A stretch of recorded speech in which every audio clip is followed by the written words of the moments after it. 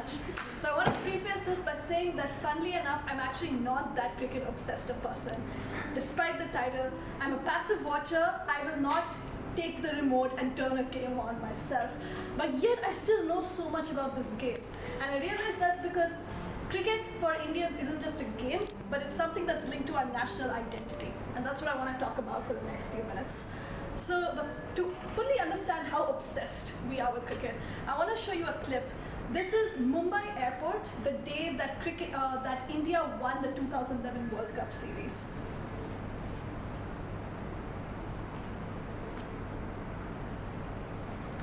You need to tell.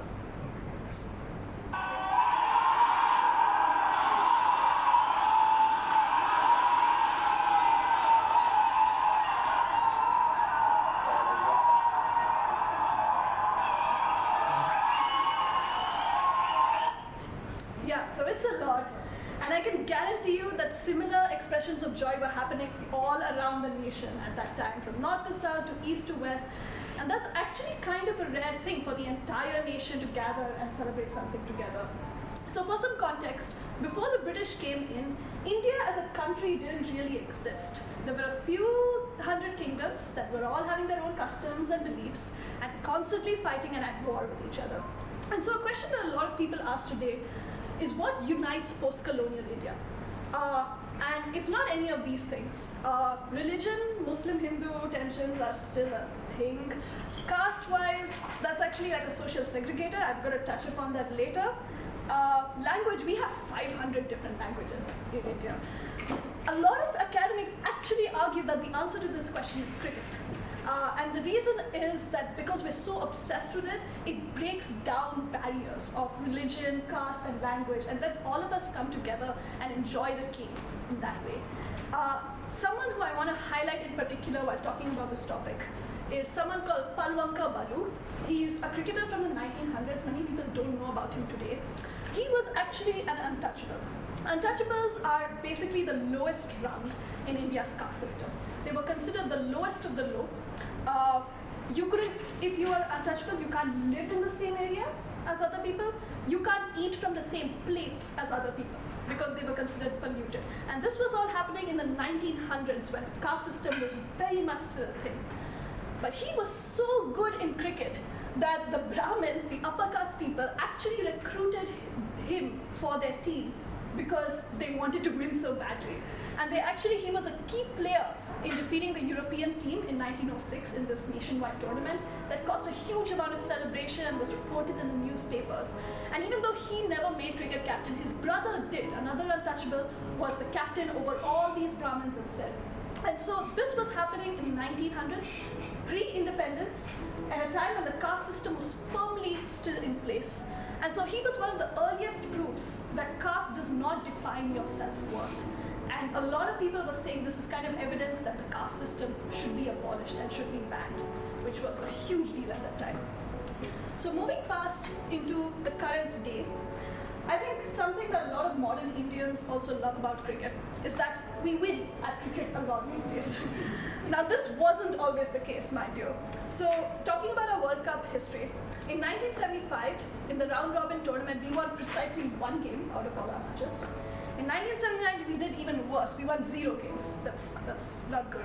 But in 1983, we made this spectacular comeback. And we didn't just win games, we won the entire tournament. And this was magical for a number of reasons. First of all, no one believed at the time that we could do it. Even Indians were like, no way we're going to win the World Cup. There's no chance. But in the semi-finals, we faced against England, beating them at their home ground. And the finals was won against the West Indies, who had remained undefeated throughout the entire tournaments previously and were considered the strongest team in the world. And I think this was a turning point in cricket history because it was a point where we realized that we were good enough as a nation to stand against all these other first-class nations and seriously challenge them and win against them. There's this lovely quote from this study that I read, which says that independence simply meant throwing out the colonizer, but winning at cricket meant showing that you were equal to them, that you were as cultured as them, and that you were as intelligent as them. And so now, cricket isn't just part of our national identity, it's a source of national pride for a lot of Indians at the same time. And I think the biggest example of this today, and how we've kind of turned this obsession of ours into a strength, is the Indian Premier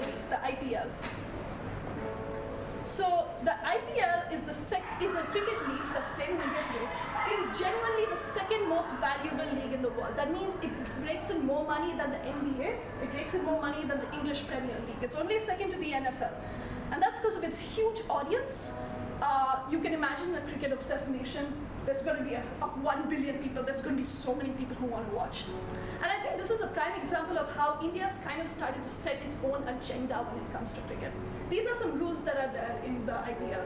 A maximum of 4 overseas players can play in any team at the same time. In other words, 7 of the players in the team must be Indian. And this is a way for India to demonstrate its talent and kind of in soft power way to other countries in the sport.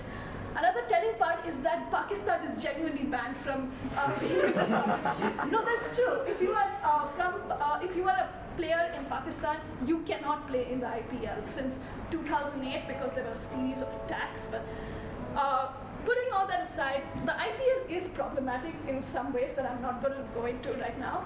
But it's also an example of how in the span of 50 years, we went from not winning any games in a World Cup series to being able to kind of throw our weight around in the sport as well and being considered this kind of giant in the sport. And so I think today in post-independence India, cricket is one of the biggest sources of national pride that we have. I want to end this presentation by just showing you what I think is a pretty sick catch and also a pretty nice dance from Dwayne Johnson in the IPL.